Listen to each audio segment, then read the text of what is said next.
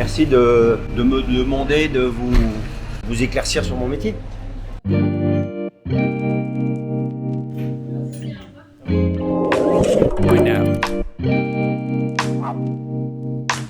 Me présentez-moi, Benoît Vatelier, je suis pâtissier depuis l'âge de 14 ans. Ça fait donc 44 ans que je suis dans le métier. On a commencé, on était 93, mais aujourd'hui on est 80. Moi j'ai arrêté l'école au 4e, puis j'ai fait un pré-apprentissage d'1 an avant de me lancer comme ouvrier à Paris. J'ai fait des saisons. Le management m'intéresse beaucoup, l'humain m'intéresse beaucoup. Est-ce que j'ai eu des échecs? Oui, des concours que je n'ai pas gagnés. Je ne peux pas dire que j'en ai eu beaucoup. Oui, il y en a certainement eu que je n'ai pas gardé en mémoire. Tout simplement une pâtisserie gourmande. Je suis quelqu'un de gourmand. J'aime créer des pâtisseries qui sont à la portée de beaucoup de monde. Une partie de la clientèle a besoin d'être étonnée, même si une très grande partie, c'est-à-dire au moins 80%, a besoin d'être rassurée avec des saveurs qui restent traditionnelles et gourmandes, comme la vanille, le caramel, le chocolat, la viennoiserie aussi, qui est aussi très importante. Mais le pain est aussi très important.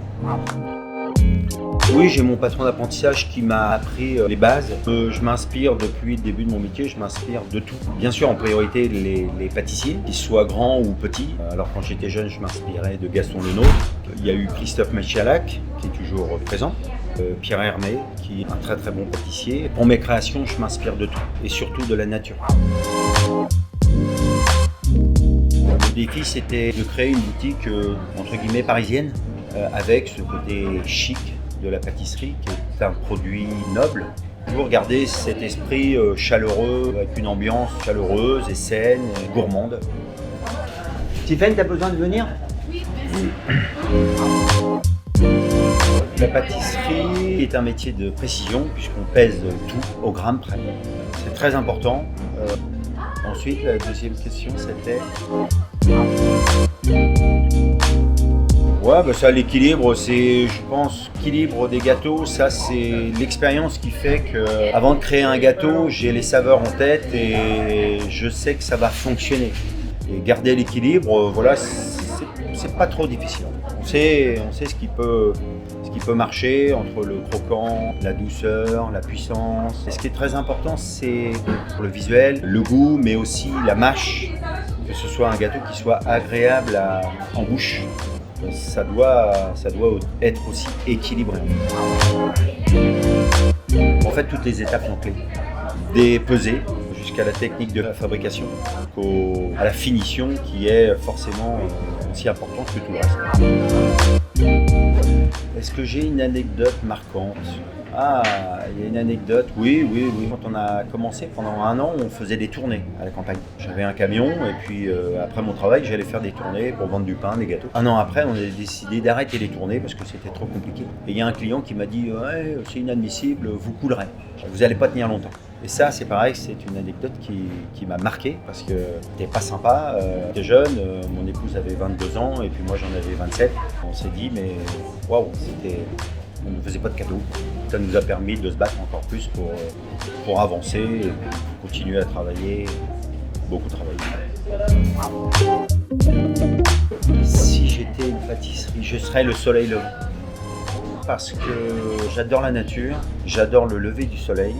Le soleil, c'est la chaleur, c'est la vitamine D, et puis la douceur de la crème vanille qui est dessus, ou de la crème chocolat au lait, et la puissance du yuzu. Je peux être explosif comme calme. Donc je pense que le soleil levant me représente pas trop mal, quoi. On est venu nous voir pour nous demander si on était OK pour participer dans le Monopoly de Rouen. Pour moi, ça a été une grande fierté. Je me suis vu encore petit jouer au Monopoly.